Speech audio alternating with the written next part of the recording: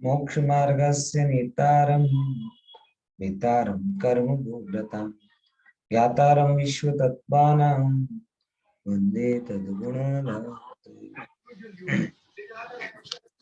तत्वार्थ सूत्र में 7वें अध्याय में अनर्थ दंड हम कहाँ कहाँ किस प्रकार से करते हैं, इस बारे में जरा विश्लेषण अपना चलता है।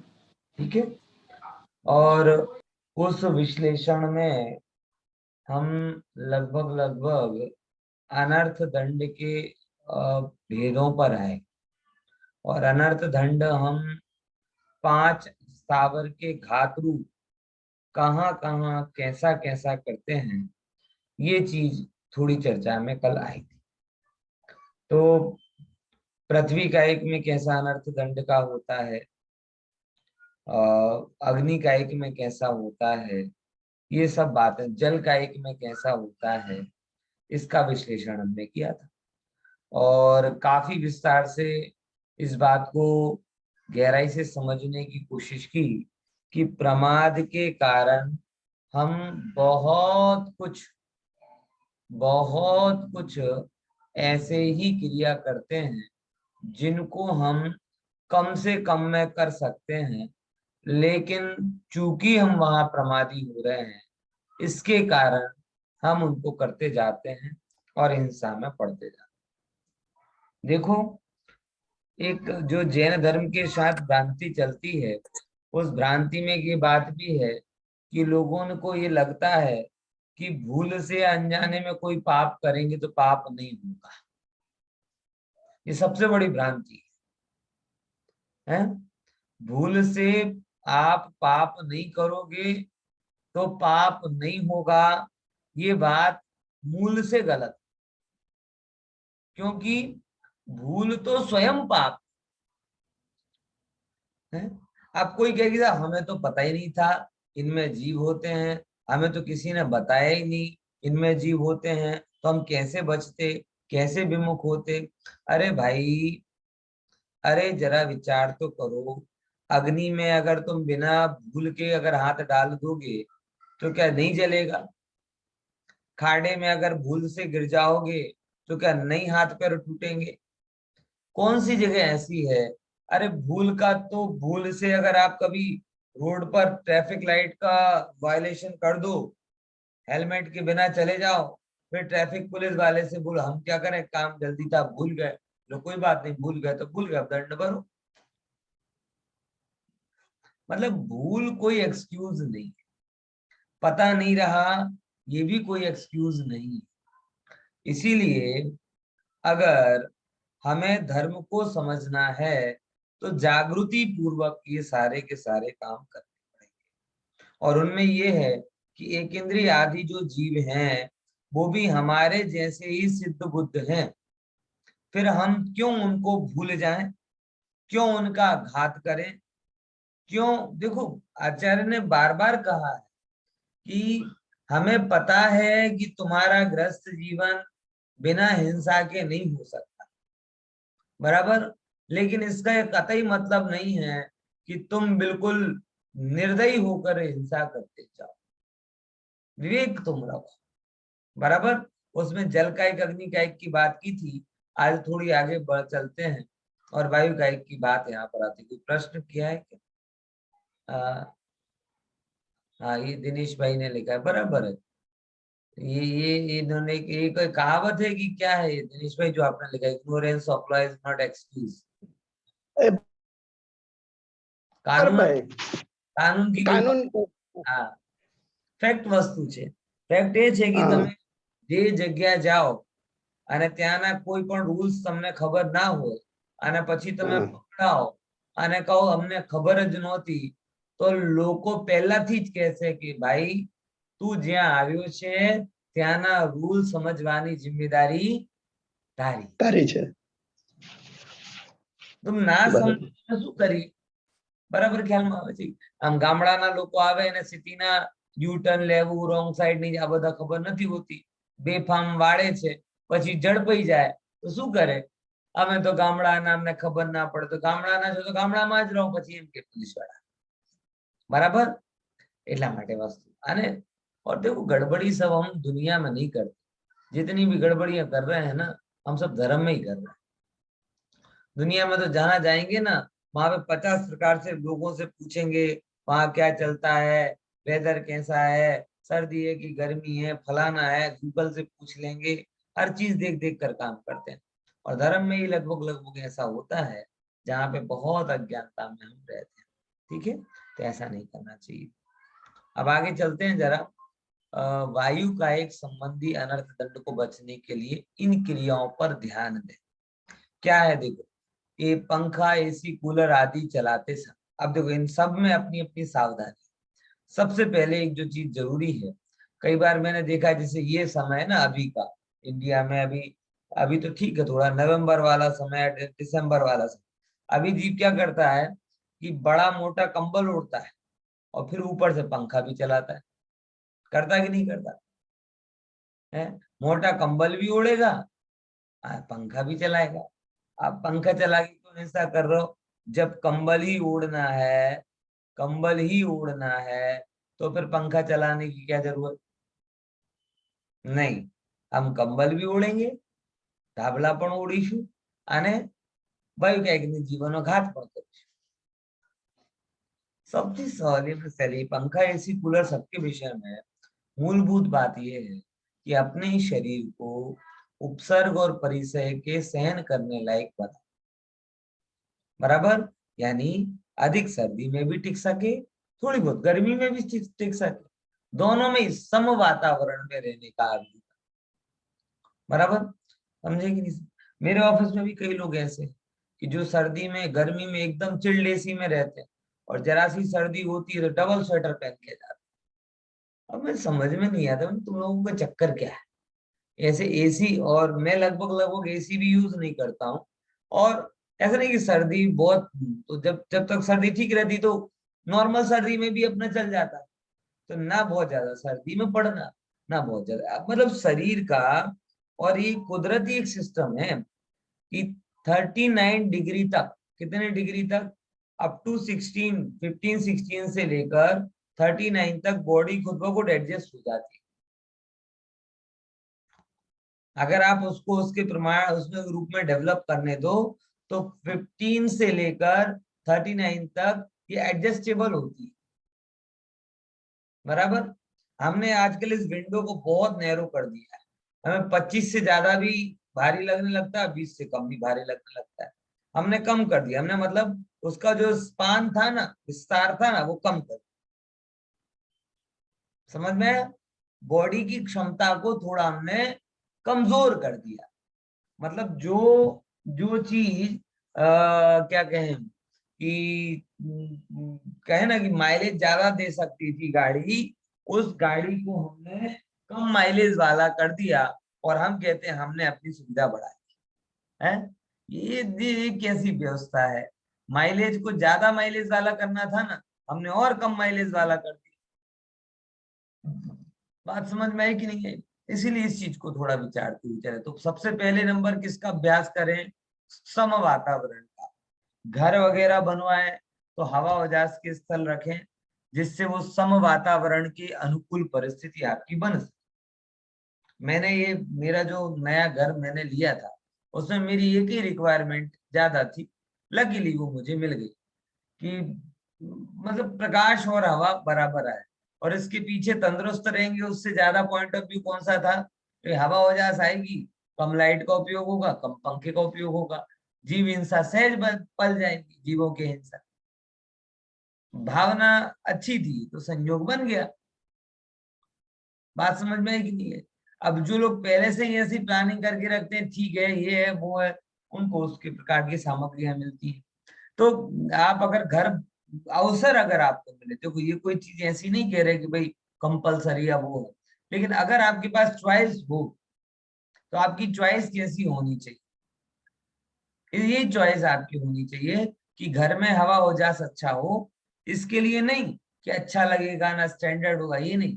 हवा उजास होगा तो जो लाइट का हानि होने वाली है, बराबर, पवन के पंखे के कारण जो आपका आने वाला है, वो व्यर्थ के अनर्थ दंड से आप बच सकते हो। पुराने घरों में ये बहुत अच्छी व्यवस्था होती थी, बड़े बड़े बरामदे होते थे, उनमें सब लोग आराम से रहते थे, कोई ज्यादा तकलीफ वहां पे होती नहीं। ठीक है, और थोड़े बहुत शरीर की क्षमता को बढ़ाएं, और ऐसी हवा हो जाए तो इनको चलाने की कम जरूरत पड़े, उसके बाद में भी अगर चलाना पड़े तो कम से कम उपयोग करें, उचित जगह पर उपयोग करें, बेवकूफी नहीं करें, इतना मोटा कंबल भी ओढ़े और 4 पे पंखा भी रखें, एसी भी चलाएं और वो भी करें, ये नहीं करें। ये लगभग क्या है, व्यर्थ की आप हिंसा कर। कूलर वगैरह अगर आप चलाएं तो फिर पानी का भी विचार रखें, एसी आप चलाएं तो भी थोड़ा विचार रखें कि कम से कम में हो सके उतना करें।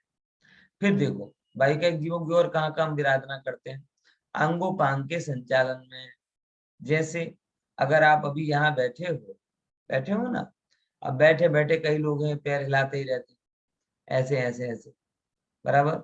अभी यहाँ पे भले कुछ नहीं देख रहा, लेकिन आदत ही होती है कि उनके अस्थिर नाम कर्म का औहदा ज्यादा होता है, बराबर।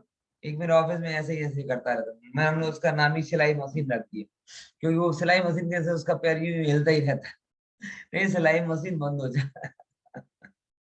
अरे तो जब उन्हें पता ही नहीं रहता कि जैसे ही वो थोड़े न्यूट्रल अपने आप को छोड़ते हैं, तुरंत उनके पैरों से सब चालू हो जाता है। ये भी एक प्रकार से क्या है, इंसान। देखो, एक बात को गंभीरता से समझो, सारा जगत लोक प्रमाण जीव राशि से भरा हुआ है, और आपका हर एक कंपन, हर एक एक्टिविटी में किसी न किसी रूप में, प्रत्यक्ष परोक्ष रूप में क्या कहते हैं, जीवों का घात हो रहा है, बराबर। इसीलिए जैसे हम जीव हैं वैसे वो भी जीव हैं, तो जैसे हमें हमारे प्राण प्रिय हैं, ऐसे उनको भी उनके प्राण प्रिय हैं। इसलिए जैसे हम चाहते हैं कोई हमें ना मारे, ऐसे वो भी चाहते हैं कोई हमें ना मारे। ऐसे करके उन जीवों की रक्षा का विचार हमारे मन में आना चाहिए। ठीक है, बोल खुशी बहन। खुशी बहन, सर, हाथ पैर हिलाने से, ऐसे हवा में हाथ पैर हिलाने से जीव हिंसा कैसे होगी? मतलब कोई जीव मरेगा कैसे? जैसे व्हीकल हवा में चलाते जीव है समय की कि वो नहीं, ठीक है, लेकिन हवा में जीव है कि नहीं, है। या यहाँ पे जो है पूरे जगह पर। अब सिंपल बात करूंगी, वो जीव आपके हाथ के प्रहार से, कितने छोटे जीव होते हैं, कितने छोटे जीव होते हैं, वो डिस्टर्ब तो होते ही हो।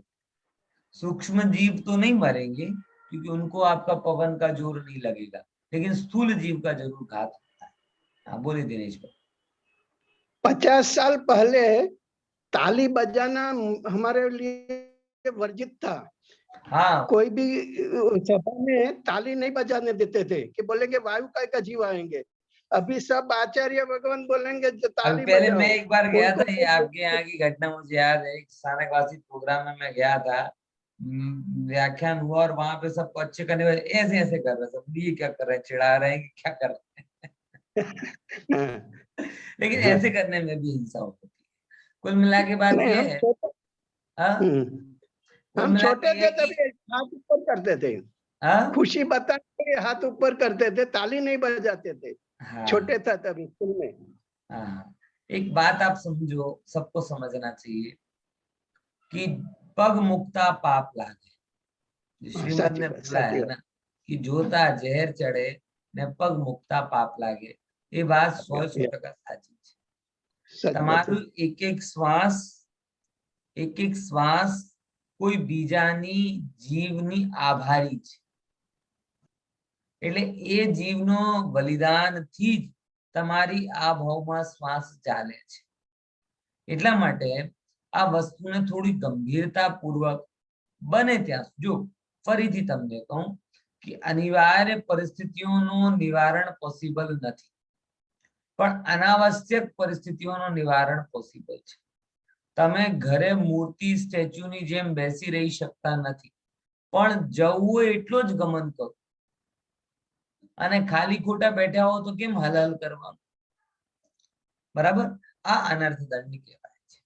પછી અમુક લોકોમાં કેવી ટેવ હોય, જે અહીંયા કહે છે ખાલી બેઠા છે તો વસ્તુ આમ ચાલુ થઈ જાય, ટેબલ પર ઉપર બેઠેલા હોય, જે સ્કૂલમાં કોલેજમાં ભણવા ગયા હો એ બધાને આવું તો કર્યું જ હશે। બેન્ચ વગાડવા, બરાબર. અને એમાં તો અમુક લોકો તાનસેન થઈ જાય, પછી એક્સપર્ટ, એને તબલા ના વાગે પણ બેન્ચ તો જરૂર વાગે. હે, તો આ જે બેઠા બેઠા જે ખાલી ખોટા વસ્તુ બગાડીએ છીએ એ પણ શું છે? અનર્થ દંડ છે, બરાબર. પછી ચલતે ચલતે, આમ ચાલતા ચાલતા ક્યાંક જોયા વગર ચાલવાનું, અનર્થકારી ચાલવાનું, આ બધાથી પણ શું થાય છે? એક પ્રકારની હિંસા થાય છે. એટલે વ્યર્થમાં આ પણ અલ્પ આવાગમન પણ અલ્પ જ રાખવું જોઈએ. હું તો ઘણી વખત આવું વિચાર કરું છું કે જે ખરેખર જીવનમાં સાધનાના એંગલથી આગળ વધવા માંગે છે એ લોકોએ જેમ રાત્રિ ભોજનનો ત્યાગ કર્યો એમ રાત્રિમાં આવાગમન, રાત્રિમાં બહુ બોલવાનું, રાત્રિમાં ક્યાંક જવાનું, એ બધી વસ્તુનો પણ ત્યાગ કરવો. ધીમે ધીમે છે, ભલે એકદમ ચુસ્ત ના કરો, પણ એમાં દોષ છે આવું દેખાવું. કેમ કે ચાલવું તો દિવસમાં પણ થાય ને રાતે પણ થાય, બોલવું દિવસમાં પણ થાય, રાતે પણ થાય. પણ દિવસમાં ચાલવામાં જેટલા જીવોનો ઘાત થાય, રાતે ગમનમાં એના કરતા વધારે. દિવસે બોલવામાં જેટલા જીવોનો ઘાત થાય, રાતે બોલવામાં એના કરતા વધારે. સમજ્યા? કેમ કે સ્વાભાવિક રૂપથી ત્યાં જીવોની સંખ્યા અને ઉત્પત્તિ બધું વધારે થઈ જાય છે, બરાબર.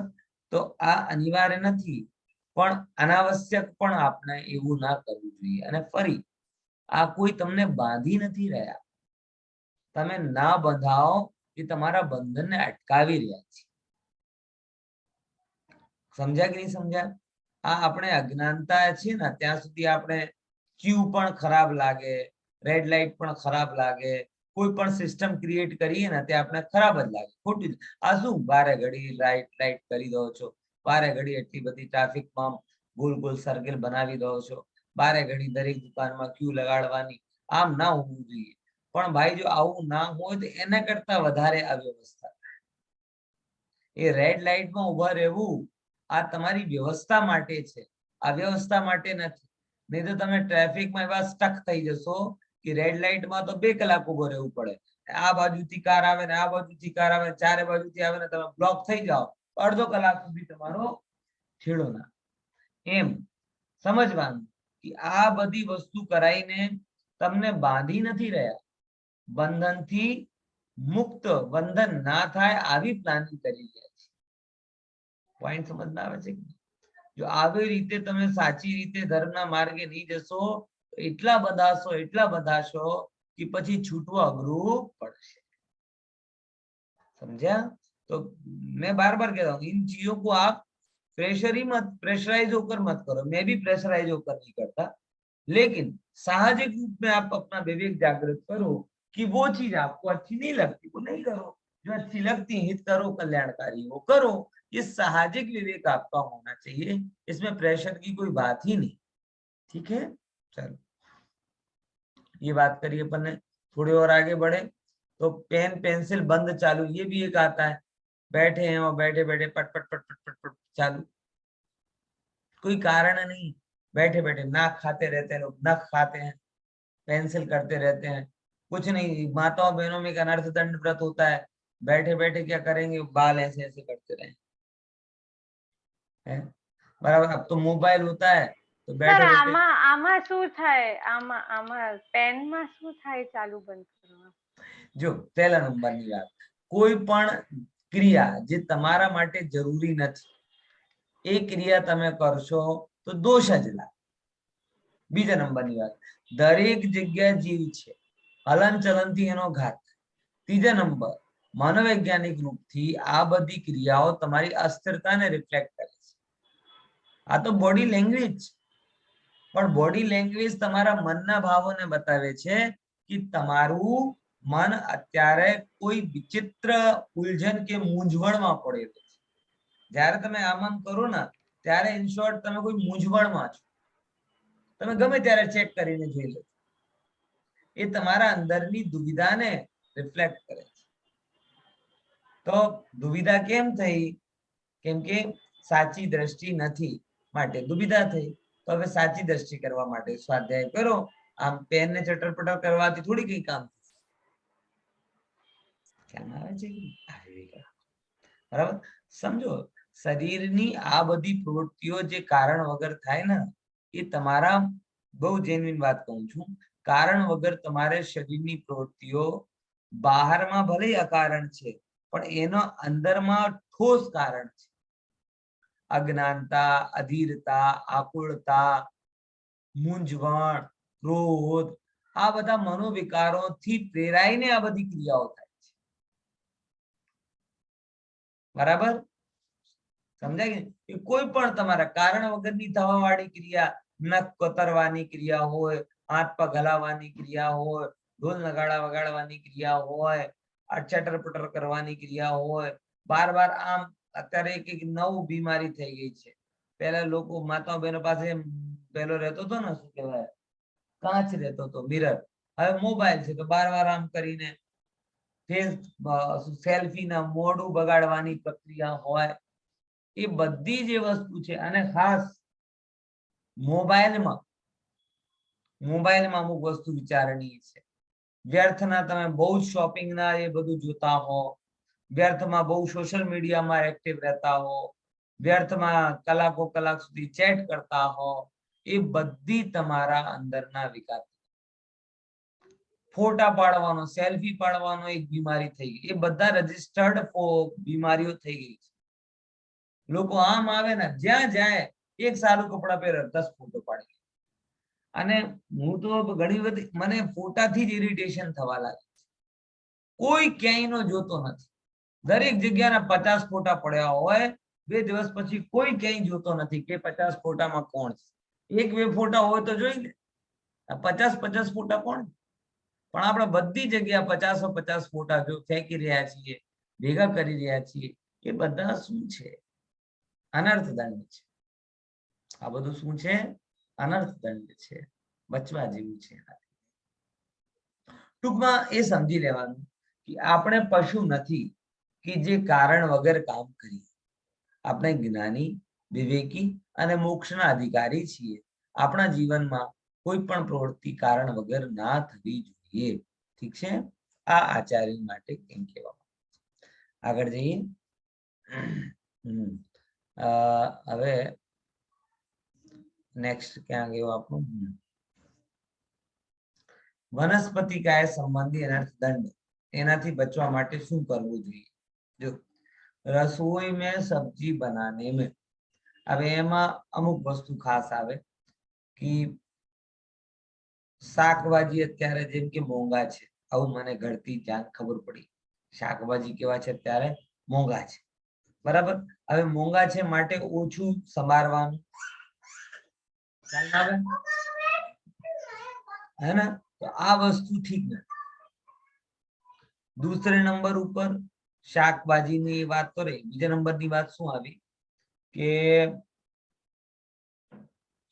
એક તો એ રહી વાત બીજા નંબરની કઈ વાત હતી એ છોકરાની આવાજ ભૂલી ગયો એક તો આ રહે હે ને બહુ પકાવવાનું નહીં બહુ બગાડવાનું નહીં જેટલી જરૂરત એટલો પૂરતો જ રહેવાનું આ બધી વસ્તુ અને પછી જ્યારે તમે શાક સમારો ત્યારે ધ્યાન રાખો બનાવતી વખતે ધ્યાન રાખો એટલે એક અત્યારે તો મોબાઈલ નો ક્રેઝ થઈ ગયો ને કે ભાઈ મોબાઈલ આમ કાન નીચે ફસાયેલો છે અને બધું કામ ચાલે છે ત્યાં ટીવી ચાલુ છે ત્યાં મોબાઈલ ફસાયેલો છે અહીંયા હાથ ચાલે છે કોઈ પણ જગ્યા 100% આ જે પદ્ધતિ છે ને આ અનર્થકારી છે કેવી છે અનર્થકારી છે ઠીક છે તો આ બધી વસ્તુનું ધ્યાન માતાઓએ ખરેખર કહું ને રસોઈ બનાવવામાં આવું જ ધ્યાન રાખવું જોઈએ કે જેમ કે તમે તમારા સોના ચાંદીનું ધ્યાન રાખો છો આવી રીતે કેમ કે સહેજ તમારા ધ્યાન ગયો અને તમારું જે કોઈ જીવાત પડી જાય એનો પ્રમાદ થઈ જાય તો હિંસાનો પાપ તમને લાગે બરાબર ઔષધિમાં વિચાર કરવાનો કે કેટલી વનસ્પતિ ઔષધિ રૂપે રહેવાની વધારે ઓછી ના હોય આ થોડુંક સમજવા જેવી વસ્તુ છે ઔષધિમાં પણ ધ્યાન રાખવાનું કે સૌથી પહેલા તો હું એમ કહું છું કે આવા પ્રમાદપૂર્ણ આપણું જીવન ના હોવું જોઈએ કે જે પ્રમાદપૂર્ણ જીવનને લીધે આપણે ઔષધિ લેવાની જરૂર પડે. સમજ્યા? સમજ્યા કે નહીં સમજ્યા? પ્રમાદપૂર્ણ જીવન જીવવું જ ના જોઈએ. તો આવશ્યકતા જ ના રહેશે આપણે કે ભાઈ હવે કોઈ આપણે ઔષધિ લઈએ, અને ઔષધિ લેવી પડે તો ત્યાં ભક્ત મર્યાદિત ઔષધિનો થોડો વિચાર રાખો. સમજ્યા કે નહીં સમજ્યા? કે તુરંત ફુરત લાભ માટે જે એલોપેથિક દવાઈઓ લેવામાં આવે છે એ ઠીક નથી. એની જગ્યા થોડું દુઃખ સહન કરવાની તાકાત આપણે હોવી જોઈએ. થોડીક ડેવલપ કરો. શરદી માટે તમે તરત જ લઈ લીધી, બદન દર્દ થયો તો તરત જ લઈ લીધી, બધી જગ્યાએ તરત એ ઔષધિ લઈ લો છો, એ શરીર માટે તો નુકસાનદાયક છે જ, પાછી તમારું સહનને પણ કમજોર કરે છે. ઠીક છે? એટલા માટે થોડી સહન શક્તિ આપણે રાખવી જોઈએ. બરાબર? આ બહુ અગત્યની વસ્તુ છે. એકવાર સહન શક્તિ તમારામાં આવી ગઈ તો નાની મોટી ઔષધિ તમે જોઈ શકશો, નહીં તો દરેક બીમારીમાં તમે હેરાન થશો. ઓકે? પછી સબ્જી ખરીદને મેં કેટલી વસ્તુ શાકભાજી એવી ફ્રેશ લો કે જેમાં જીવાતની શક્યતા, ભલે મોંઘી મળે, સસ્તીના ચક્કરમાં ખરાબ ના લઈ લો, કાચી ના લઈ લો, બહુ પાકી ના લઈ લો. શાકભાજીમાં હોય ને, બહુ કાચી લો તો દોષ, બહુ પાકી લો તો બગડવાનું. બહુ વધારે ક્વોન્ટિટીમાં ના લઈ લો જે બગડે. મીડિયમ, ઓછો ખાઓ, બરાબર ખાઓ. જીવનો ઘાત ના હોવું ધ્યાન રાખો. બહુ કાચી શાકભાજી અત્યારે શહેરોમાં જ આવે છે, પણ એમાં પણ શાસ્ત્રોમાં દોષ બતાવ્યો છે.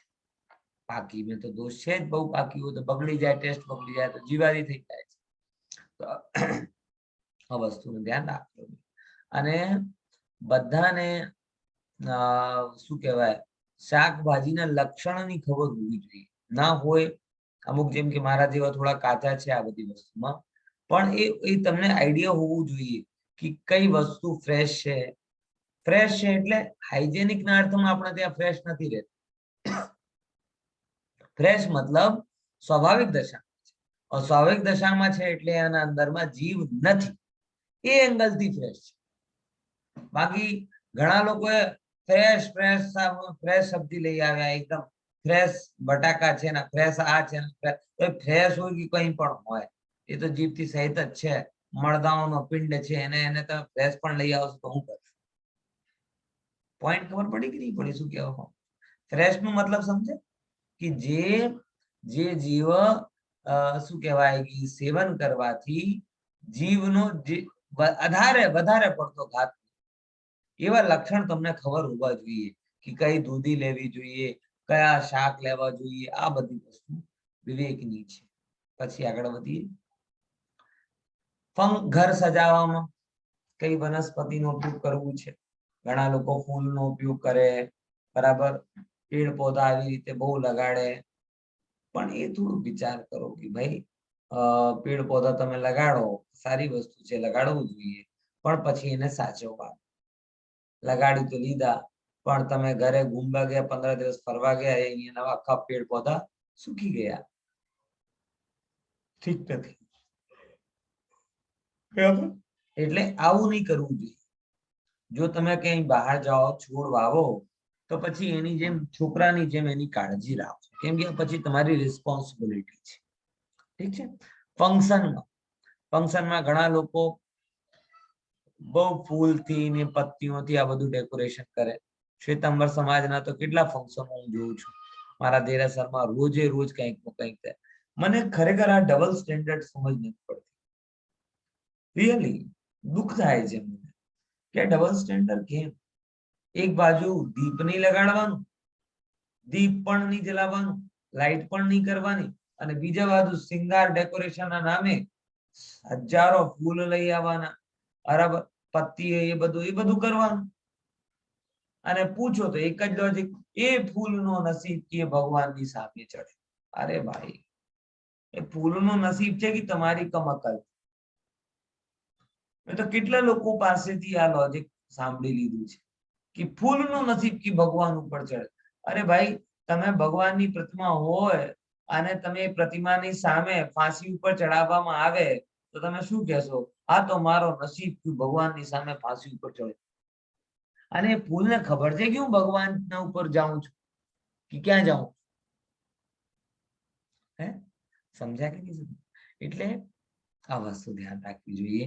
આયતનનો શણગાર હોય કે ઘરનો શણગાર. મેં તો એક જગ્યા વાંચ્યું છે કે एक फूल की पंखुड़ी को तोड़ने पर मुनि हत्या के जैसा पाप लगता है. समझे? एक फूल की, फूल नहीं, फूल की પાંખડી એ તમે આમ કરો ને તો એમાં મુનિ હત્યા જેવું પાપ થાય. અને તમે ઘરના સોવા શૃંગારમાં ફૂલોની માલાના, અત્યારે એક નવો ટ્રેન્ડ થયો કયો કે નાનો છોકરો કે છોકરી થાય ને તેને ઘરમાં વેલકમ કરીએ. અને વેલકમ પછી કેવી રીતે કરી? આખા ઘરને ફૂલથી આમ કરી દઈએ. હવે જેના માટે કરો છો એને ખબર નથી, બરાબર? મને તો એમ લાગે કે એના માટે તો કોઈ કરતો નથી, પોતાના સ્ટેટસ બતાડવા માટે બધા કરે છે. પોતાના કરે, ઘરે લક્ષ્મી આવી, આમ છે તેમ છે, આમ કરી કરીને કરે, પછી સ્ટેટસ મૂકે. આ વખતનો આવો તરીકે હોવું જોઈએ. ખ્યાલમાં આવે છે કે નહીં? એટલા માટે આવી કોઈ પદ્ધતિ, અવાજ આવે છે દીપેશભાઈ? આવે છે અવાજ? આવે છે, આવે છે. હા સર. આવે છે. તમારી બધાની બરાબર. ફ્રીજ થઈ જાય છે ને તો મને લાગે સર ફ્લાવર જ્વેલરી પણ બહુ બને છે. હે? હા, થોડુંક નેટ પ્રોબ્લેમ છે. હા, થોડુંક તો નેટ ચાલે. નો પ્રોબ્લેમ છે થોડો એટલે. હા, શું કહેતા હતા ખુશીબેન? નેટ તો મેરેજમાં ફ્લાવર જ્વેલરી નો બહુ ટ્રેન્ડ ચાલે છે. અચ્છા અચ્છા, એટલે આ BT real BT flower jewellery. બાપ રે, આ તો હા, એટલે રિયલ કાલિદાસ ફ્લાવર્સ ની જ્વેલરી કાલિદાસના બનીને યુગમાં જતા રહે. કાલિદાસ કહેવાનો મતલબ મેં પોતે મારી વાત કરું, મારા લગ્નમાં મેં એક પણ ફૂલનો પ્રયોગ નહોતો કર્યો. મારી જયમાલા પણ પ્લાસ્ટિકની હતી. અને જેટલો રૂમ જે કંઈ પણ ડેકોરેશન હોય બધામાં એક જગ્યાએ એક ફૂલ, એક પાંખડી પણ યુઝ નથી કરી. અને એવો નહોતો કે એના વગર ચાલે. કહેવાનો મતલબ એ છે કે બધી વસ્તુઓના અલ્ટરનેટ હોય છે. અને ફોર્ચ્યુનેટલી હવે આપણી પાસે અલ્ટરનેટ મળી ગયા છે, બરાબર? એવો નથી કે તમે એનો ઉપયોગ નહીં કરશો તો તમારું ફંક્શન બગડી જશે. મારો શાદીનો એલ્બમ તમે જોશો તો ખબર નહીં પડે કે ઓરિજિનલ હતી કે ડુપ્લિકેટ હતી. શાદીમાં ડુપ્લિકેટ ચાલે, એમાં કઈ વાંધો સમજ્યા કે નહીં સમજ્યા? પણ લોકો એમ છે, ના ના શાદી ઓરિજિનલ કરી રહ્યા છો તો ફૂલ ડુપ્લિકેટ કેમ? ભાઈ હવે તમારા લોજિક તમે રાખો, પણ ઓરિજિનલ શાદીમાં ઓરિજિનલ હિંસા કરવી કોઈ જરૂરી નથી. સમજ્યા? આમ તો શાસ્ત્રકાર એમ કહે છે કોઈ પણ દેખાવાની જરૂર જ નથી. પત્તાના જે કહેવાય ને, એક સિમ્પલ જે તમારી વિધિથી તમે આમ સૂતની ધાગા પણ એકબીજાને ટ્રાન્સફર કરી દો ને તોય તમારો એવો જ પ્રભાવ થવાનો છે. એવું સ્વાભાવિક છે, ફોટામાં નહીં આવે. અને પછી પ્રી વેડિંગ ના પોસ્ટ વેડિંગ ના ચોચલા વચ્ચે તો આવવાની જ નથી. ખ્યાલમાં આવે છે કે નહીં? પણ અમુક વસ્તુ થોડી વિચારણી હોય તો જીવને ખબર પડે કે ભાઈ આ વસ્તુ વ્યર્થ છે, અનર્થ છે, માટે ત્યાજી છે. ઠીક છે? તો અલ્ટરનેટ તમારી સામે હોય છે. તો કારણ બોલો દીપેશભાઈ. એક આપણે ગઈકાલના ટોપિક ને રિલેટેડ છે, હા ગરમ પાણી કરવાના બાબતમાં. હા હા આપણે જે ટેરેસ પર સોલર વોટર હીટર મૂકીએ હા હા તો એમાં તો ઘણું બધું પાણી ગરમ થાય, તો હા. એ ના મુકાય ને? આ બહુ ટેકનિકલ પ્રશ્ન પૂછ્યા. સૌથી પહેલા પાણી ગરમમાં વાંધો નથી, એ સેફેસ્ટ ચીજ છે, કેમ કે કુદરતી રીતે ગરમ થઈ રહ્યો છે. પણ માત્ર એટલું છે કે જે ટેન્કમાં પાણી જાય એ ગાળેલો જ મુદ્દા એટલો છે. ટેન્કમાં કેમ કે જો ગાળેલો મારે કટ થઈ ગયું. હા ફરી કહું? હેલો, હા હા રિપીટ કરો ને, મારે બંધ થઈ ગયું હતું. આ વસ્તુ સમજવા જેવી છે. આમ તો સોલર વોટર એ સેફેસ્ટ વસ્તુ છે, કેમ કે તમે ઇલેક્ટ્રિક એમાં વાપરતા નથી, કુદરતી રૂપે પ્રકાશ આવે છે અને એને એબ્ઝોર્બ કરીને જો ગરમ થાય તો આમાં 99% કઈ વાંધો નથી. પણ એક વસ્તુ ખાસ વિચાર કરવાની, હિંસા ક્યારે વધારે થશે ત્યાં કે જો પાણી ગાળેલું ના જાય અને પછી એમાં કોઈ જીવ આવે તો પછી અગરબત્તીમાં આવી તો પછી એટલે જે પાણી જાય એમાં ટેન્કમાં એ પાણી ગાળેલું જાય તો પછી કઈ વાત, અને પછી શું ટેમ્પરેચર પર એમાં ધીમે ધીમે વધે તો જે નાના મોટા જીવ છે એ પ્રમાણે એડજસ્ટ થઈ જાય. આપણે જે પાણીમાં પ્રોબ્લેમ શું એકદમ ટેમ્પરેચર વધી જાય તો જીવ એડજસ્ટ નથી થતા અને મરી જાય. આમાં તો પાણી પણ કે ટેમ્પરેચર પણ કેવી રીતે હોય ધીમે ધીમે बढ़ે છે, શું પ્રોબ્લેમ આવશે. તો સોલર માં સેફ છે, બટ તમને કેવલ એક વસ્તુ ધ્યાનમાં રાખવાની કે પાણી જાય એ પાણી ગાળેલો જવું જોઈએ, બરાબર. આમ જોવા જઈએ તો સેફ છે બીજા સાધનોની અપેક્ષા, પણ શ્રેષ્ઠમાં શ્રેષ્ઠ તરીકો તો એ જ છે કે જેમ મેં તમને કીધું કે ભાઈ આપણા ત્યાં 1-1.5 મહિનાની જરૂર હોય છે, આટલા ટાઈમમાં જ ગરમ પાણીનો વપરાશ કરો, બાકી ટાઈમ તમે કુદરતી પાણીમાં સ્નાન કરો, એ તમારા માટે સારું બરાબર. આ વસ્તુ ધ્યાન, ઠીક છે. અને એક ઓર વનસ્પતિ કાયમાં શું કીધું અહીં આટલું તો કીધું ને, પછી એક નવો શોખ થયો છે ગાર્ડનિંગ, બરાબર. અને ગાર્ડનિંગમાં પણ કેવો કે બગીચોને શેપમાં, એટલે આ શેપ કરવાનું, પેલો શેપ કરવાનું, એટલે આપણા ત્યાં આચાર્યો શું કીધું છે, થોડુંક લોકોને ઓડ લાગે કે બાગ બગીચા નહીં લગાવવા, એવું કીધું છે. આપણા ઘરમાં બાગ બગીચા લગાવશો તો તમને દોષ લાગશે જ લાગશે, પણ પછી આપણે થોડુંક આધુનિક કાળના વિચાર કરીએ કે જ્યારે લખાયા હતા ત્યારે ગ્લોબલ વોર્મિંગ નો ઇશ્યુ નહોતો, અલ્ટરનેટ બધાની પાસે હતા. હવે ગ્રીનરી કમ થઈ ગઈ છે, એટલા માટે દરેકની રિસ્પોન્સિબિલિટી બને છે કે પોતાના હિસ્સાને ઓક્સિજનની વ્યવસ્થા પોતે કરે. એક આઈડલ થિંકિંગ છે, બરાબર. તો હવે એવી રીતે આપણે કરવાનું કે એ વૃક્ષ વાવ્યું ને એ કુદરતી રીતે વિકસિત થવાનું, પછી એને આ મારા શોભનીક લાગે એના લીધે એને અહીંયાથી કટ કરો ત્યાંથી કટ કરો, એ જીવતા એના હાથ પગ કાપવામાં આવે છે ને, એ વસ્તુ શેપ જરૂરી નથી, હોવો જરૂરી છે. આચાર્યો તો એની પણ ના પાડી છે, તમે તમારા હિસ્સામાં કંઈ કરવાનું નથી, પણ